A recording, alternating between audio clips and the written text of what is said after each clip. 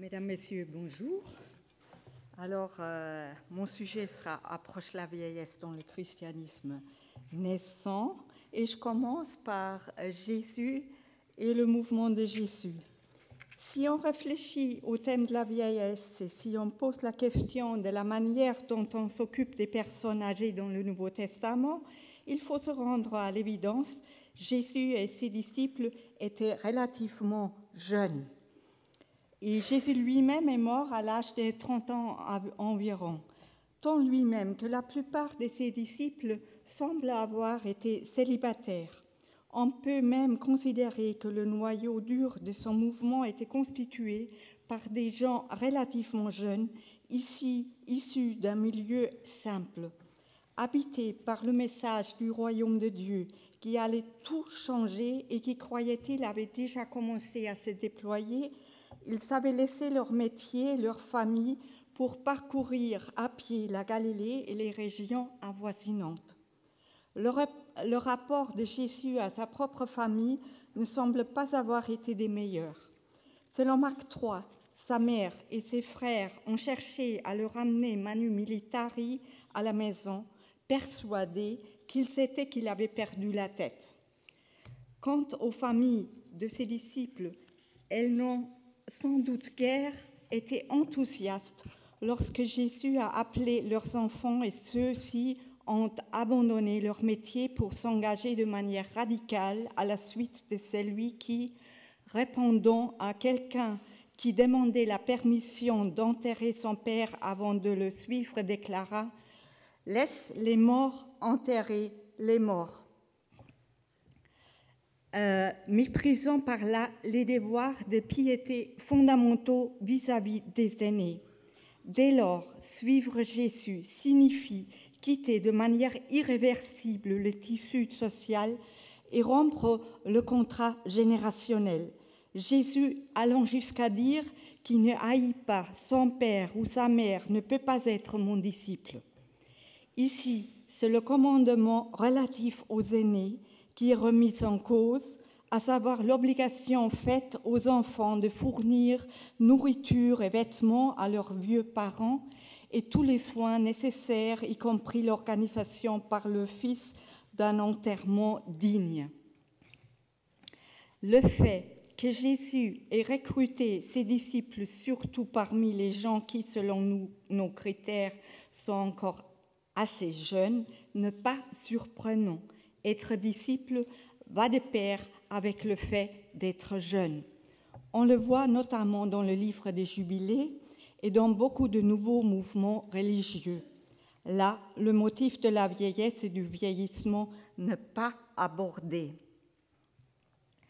Les paroles de Jésus « Ne vous inquiétez pas pour votre vie de ce que vous mangerez, ni pour votre corps de quoi vous le vêtirez », ces paroles qui plus tard ont été interprétées dans l'Église primitive en lien avec les inquiétudes par rapport à la vieillesse, ne se réfèrent originellement sans doute pas à la vieillesse, mais à l'existence de prédicateurs charismatiques itinérants qui, vivant dans l'imminence de la fin des temps, n'avaient plus de raison de se soucier de la vieillesse.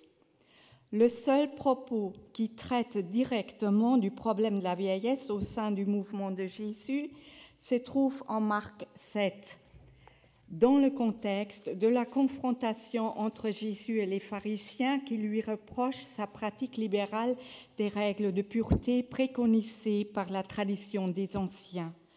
Jésus riposte en leur reprochant de remplacer la loi de Dieu par des traditions d'hommes. Ici, il ne dit pas tradition des anciens. Contrairement au commandement qui exige qu'on s'occupe de ses parents âgés ou malades, les pharisiens permettraient, selon Jésus, de contourner la loi. En reprenant la formule sacrée, le secours que tu devais recevoir de moi est corban, c'est-à-dire offrande sacrée, un fils astreint à s'occuper de ses parents avait à leurs yeux la possibilité de ne plus rien faire pour son père et pour sa mère. En se référant à la question de la pureté, les pharisiens rappellent le respect des anciens et Jésus leur retorque qu'en invoquant le vœu du corpon, ils font encore pire que lui dans leur comportement vis-à-vis des aînés. Dans cette réaction de Jésus chez Marc, nous sentons les difficultés à se légitimer qu'éprouve un mouvement novateur qui s'écarte de la tradition et qui ne peut justifier son comportement qu'en faisant valoir qu'il obéit à une instance supérieure à la tradition. Du point de vue du contenu, accusation et contre-accusation ne vont pas ensemble. Quel rapport y a-t-il entre les questions de pureté et l'obligation de s'occuper de ses vieux parents? On peut même se demander si à l'origine le reproche fait à Jésus et à son mouvement n'était pas d'une autre nature. Jésus et ses disciples ne respectent pas le commandement concernant les parents lorsqu'ils exigent la rupture avec père et mère, l'abandon de la famille, voire la négligence du devoir des sépultures vis-à-vis des parents. Mais Jésus et les siens s'en défendent en faisant valoir l'argument suivant. Vous non plus, vous ne respectez pas votre devoir envers les parents. Vous mettez l'autorité des traditions humaines au-dessus de la loi de Dieu. Nous, en revanche, agissons conformément à l'exigence de la suivance et en vue du royaume de Dieu qui est proche. En tout cas, on reconnaît là l'expression d'un mouvement regroupant des personnes assez jeunes qui s'écartent de la tradition et qui se justifient en contre-attaquant les représentants de la tradition des anciens, car si eux aussi contreviennent au commandement relatif aux parents, ce n'est pas en vue de l'avènement du royaume des cieux, mais pour des motifs purement et simplement égoïstes. 1-2. La première génération, Paul. Penchons-nous maintenant sur les écrits de Paul, qui est sans doute mort vers 60 après Jésus-Christ. Force est de constater que, à part une remarque dans l'épître à Philémon, dont nous discuterons par la suite, le motif de la vieillesse et du fait d'être vieux n'y joue là non plus quasiment aucun rôle.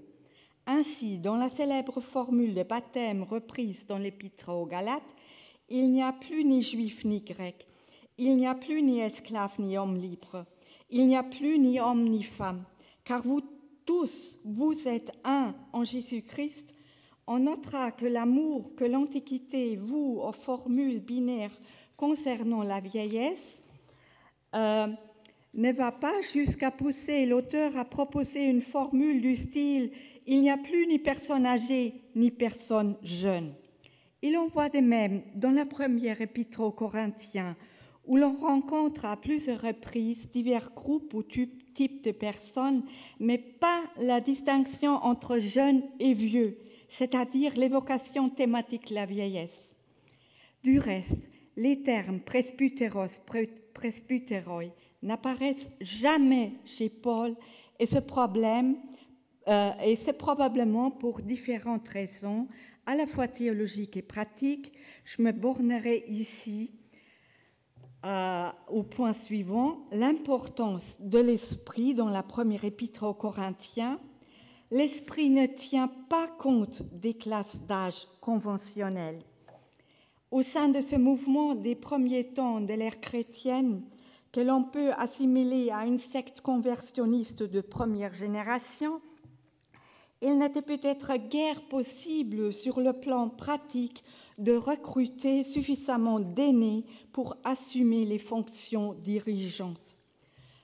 Le terme presbytès, vieillard, n'apparaît qu'une seule fois chez Paul, et c'est lorsqu'il fait référence à lui-même. Au chrétien Philémon, à qui il renvoie son esclave Onésime, qui vient de se convertir et a séjourné quelque temps auprès de Paul, ce dernier demande de le recevoir non pas comme un esclave, mais comme un frère bien-aimé. Paul prie même Philémon de le lui renvoyer en le mettant de son plein gré à sa disposition, en ajoutant « afin qu'il me serve à ta place, dans la prison où je suis à cause de l'Évangile. Et il fait précéder cette demande d'une remarque. Moi, Paul, qui suis un vieillard, moi qui suis maintenant prisonnier à cause de Jésus-Christ. Or, cette manière qu'a Paul d'argumenter sa demande peut être interprétée comme l'affirmation de son autorité vis-à-vis de Philémon. Selon de nombreux témoignages antiques, un vieillard a de l'autorité comme on a la personne qui souffre pour sa foi. Paul aimerait persuader Philémon de le laisser disposer de son esclave Onésime. Il assume ainsi le rôle de père par rapport à Onésime, puisqu'il le désigne comme le fils qu'il a engendré, c'est-à-dire converti, et Philémon doit permettre que le jeune Onésime puisse témoigner sa loyauté à son père spirituel. Ainsi, Paul use de l'autorité que lui confère son âge vis-à-vis de Philémon et d'Onésime afin de justifier un comportement qui s'écarte de ce qui se fait usuellement. 2. Écrit de la seconde et troisième génération chrétienne. Dans les écrits de la deuxième et troisième génération chrétienne, la fin imminente, tant attendue à l'époque de Jésus et Paul, tarde à se manifester.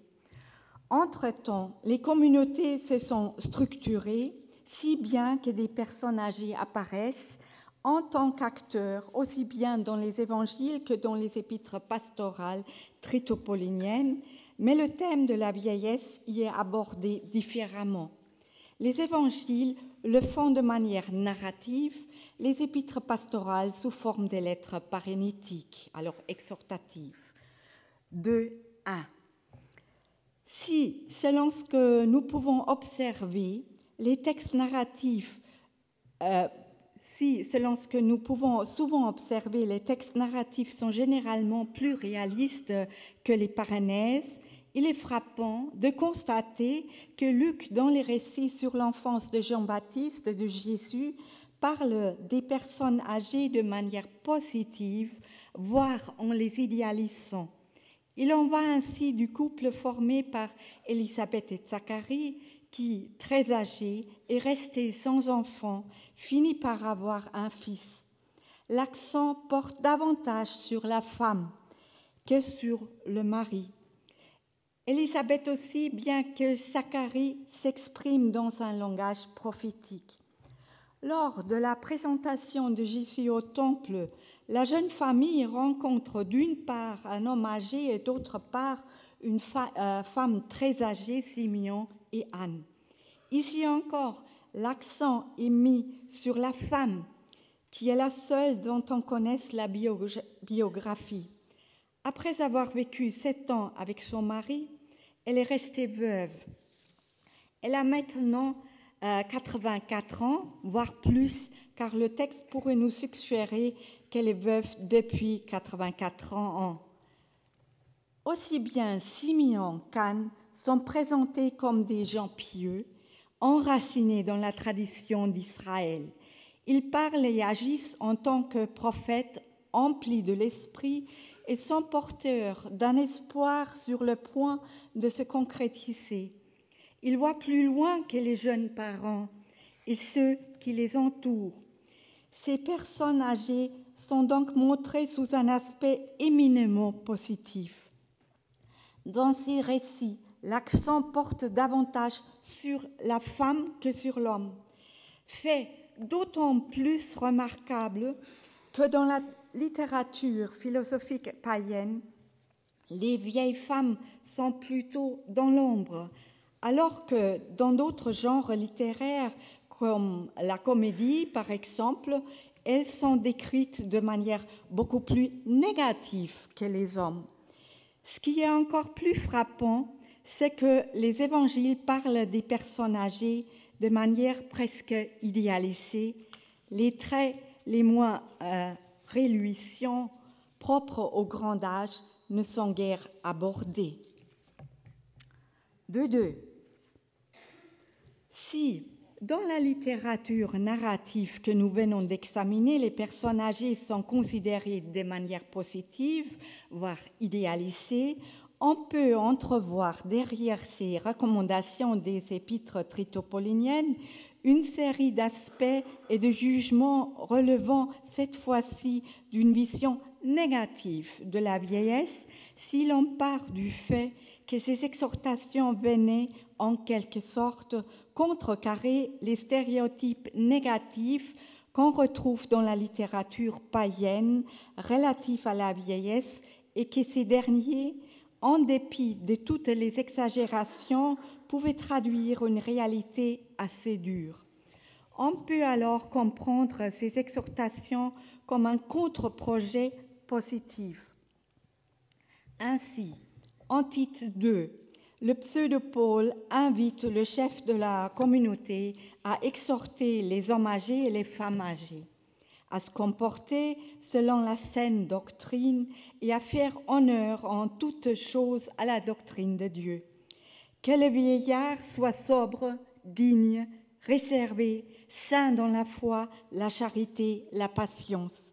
Que les vieilles femmes pareillement aient le comportement qui convient à des saintes, point calomnieuses, ni asservies aux excès du vin, enseignant le bien, afin qu'elles éduquent dans la sagesse les jeunes femmes, etc. Nombre de ces exhortations concernant les personnes âgées sont souvent mises en opposition avec certains qualificatifs négatifs qu'on leur attribuait dans le contexte antique. Ainsi, l'exhortation faite aux vieillards de rester sobres se trouve renforcée chez les vieilles femmes par une injonction bien plus brutale et directe de ne pas devenir esclaves du vin. Les comédies antiques mettent souvent en scène un vieillard qui se saoule, ou de manière encore plus répandue et plus directe, une vieille pocharde. Ce qui se retrouve d'ailleurs dans de nombreuses représentations figuratives, comme cette sculpture d'une vieille femme tenant une bouteille de vin surdimensionnée, œuvre apparemment très connue dans l'Antiquité, car elle a souvent été copiée et reproduite sous diverses variantes. Toujours en titre 2, si les vieillards sont exhortés à se comporter de manière digne pour les femmes âgées, cette exhortation se mue en exigence. Elles doivent avoir une attitude et un comportement comme il sied à des personnes saintes. En opposition, toute une série de défauts caractérisent les personnes âgées considérées comme infantiles et bavardes. L'exhortation à la tempérance adressée à l'homme peut à son tour être mise en opposition à différentes vices liés à l'âge. Platon définit la tempérance comme la capacité à dominer ses plaisirs et ses passions. Le vieillard fou d'amour et lubrique est un motif très apprécié dans l'Antiquité. À la tempérance s'oppose aussi la colère et l'envie de se quereller, deux tares de la vieillesse particulièrement illustrées dans la comédie. La formulation spécifiquement chrétienne qui clôt les exhortations aux vieillards, qu'ils soient saints dans la foi, dans la charité, dans la patience, pourrait également laisser penser que les personnes âgées sont perçues comme particulièrement craintives et se découragent rapidement, manquant de patience, sont colériques ou indolentes. Les femmes âgées, quant à elles, doivent non seulement montrer un comportement qui convient à des saintes et ne pas être asservies aux excès du vin, mais en plus ne pas être calomnieuses, un vice dont on accuse volontiers les femmes et particulièrement les femmes âgées. Pour le côté positif, les vieilles femmes doivent enseigner le bien. Elles doivent apprendre aux jeunes femmes à aimer leurs maris et leurs enfants, à être pondérées, chastes, dévouées à leur maison, etc., afin que la parole de Dieu ne soit pas blasphémée. Et comme elles sont censées montrer l'exemple, elles doivent s'appliquer à pratiquer les vertus qu'elles doivent enseigner. En ceci, elles s'écartent du stéréotype de la méchante vieille épouse et de l'entremetteuse. Les clichés négatifs associés à l'âge étaient également très répandus, notamment dans la comédie, un genre très populaire auprès des petites gens. On s'y délectait de voir des vieillards alcooliques, infantiles, bavards, lubriques, colériques, bagarreurs, craintifs, etc., qui suscitaient rire et moquerie de la part du public, en particulier lorsqu'il s'agissait des vieilles femmes. Rien de tel dans le Nouveau Testament, qui se distingue ainsi nettement du contexte païen. La description positive de la vieillesse dans les récits synoptiques contraste notablement avec la réalité. De même, l'idéal chrétien que l'on déduit de la parénèse dans les épîtres tritopauliniennes semble contrer les stéréotypes antiques païens relatifs à la vieillesse. Ceci se remarque tout particulièrement en ce qui concerne les communautés qui se recrutaient surtout parmi les populations de conditions modestes et attiraient également des femmes issues d'une société de type patriarcal. En effet, la condition des personnes âgées était tout à fait différente selon qu'on était un homme ou une femme, ou qu'on appartenait à une classe supérieure ou inférieure. C'est la raison pour laquelle nous allons, pour conclure, jeter un coup d'œil sur la situation et la place des personnes âgées à l'époque romaine en fonction de leur appartenance sociale et leur sexe. Grâce à des conditions de vie plus faciles, les membres des classes supérieures arrivaient à un âge avancé, en meilleure santé et moins usés physiquement que ceux des classes inférieures. Leur vieillissement se faisait plus lentement, alors que les vieilles femmes de la classe supérieure restaient pour la plupart dans l'ombre. Les hommes qui avaient exercé des responsabilités tout au long de leur vie et jouissaient d'une certaine influence demeuraient prisés comme conseillers. On les considérait comme des sages ayant acquis avec le temps le charisme de la vieillesse. Leur vieillesse était assurée financièrement, juridiquement et socialement, et ils avaient des esclaves qui étaient aux petits soins pour eux. Leurs moyens, leurs possibilités et leur rang leur rendaient l'âge tout à fait supportable, comme le reconnaît Caton, l'Ancien, lorsque du haut de son statut, il fait ce constat à propos des pauvres. Dans l'extrême misère, la vieillesse ne peut être supportable même aux sages. En revanche, lorsqu'ils étaient vieux, les membres des classes inférieures, donc la grande majorité de la population, se retrouvaient généralement dans un état de santé précaire, livrés à l'incertitude et menacés de pauvreté. En l'absence d'un système de retraite, ils étaient dépendants de leurs enfants, ce qui explique que tout un chacun se devrait ardemment d'en avoir.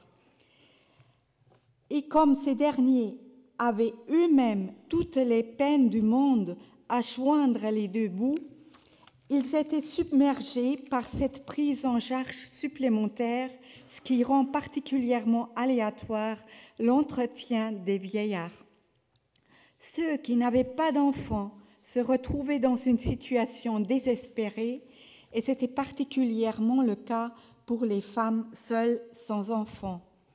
Par conséquent, les membres des classes inférieures travaillaient jusqu'à ce qu'ils n'en puissent plus, y compris les femmes âgées qui, devant sortir pour assurer chaque jour leur existence, étaient livrées à la violence de la rue, faute de protection masculine. Appartenance sociale et genre avaient donc des répercussions sur l'image qu'on se faisait des personnes âgées. Alors que les hommes des classes supérieures étaient considérés comme des sages qu'on consultait, qu'on honorait, ceux des classes inférieures voyaient ces idéaux mis en pièces par la réalité. La majorité des personnes âgées ont ainsi été vues de manière négative du fait de leur misère, et c'est encore plus vrai pour les femmes âgées. Les textes du Nouveau Testament ne relèvent pas de la littérature produite par la classe supérieure. Les premiers chrétiens étaient majoritairement des gens simples. Et pourtant, il est frappant de constater l'absence des descriptions négatives ou péjoratives des personnes âgées dans le Nouveau Testament. Élisabeth et Zacharie, Simeon et Anne sont des personnages positifs. On peut y voir un reflet de la tradition vétérotestamentaire, mais également le transfert des valeurs réservées habituellement aux membres des classes supérieures. À la différence de ce que l'on trouve dans la littérature philosophique, les vieilles femmes sont visibles dans le Nouveau Testament et même présentées positivement.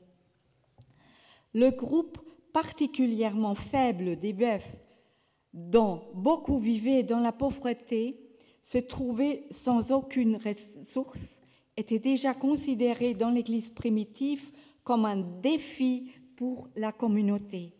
Les Actes des Apôtres nous montrent que la communauté primitive organisait déjà une aide aux veuves qui, malgré l'engagement social de la synagogue à l'époque antique, n'a pas d'équivalent direct dans le judaïsme et rien de comparable dans le contexte païen. Résumé, le mouvement de Jésus se présente à ses débuts comme regroupant essentiellement des personnes jeunes. Le sort des vieillards et le thème de la vieillesse n'y sont pas mis en avant. On reproche à ce mouvement de ne pas observer la tradition des hommes, notamment le commandement concernant les parents, et Jésus riposte en reprochant à ses adversaires de traiter les vieillards de manière bien plus brutale, en se prévalant égoïstement du vœu du corban. Avec le retard de la fin imminente, les personnes âgées reviennent sur le devant de la scène. On observe alors un phénomène remarquable. Dans le contexte des communautés chrétiennes primitives, la considération et l'autorité dévolues aux hommes de la classe supérieure sont transférées aux gens simples et étendues tout particulièrement aux femmes. Les nombreux attributs péjoratifs associés aux personnes âgées issues des classes inférieures, les moqueries et le dédain répandus à foison dans les comédies, surtout à propos des femmes, particulièrement vulnérables dans la société, ne sont en ligne directe avec l'Ancien Testament et le judaïsme, nulle part repris dans le Nouveau Testament. Merci pour votre attention.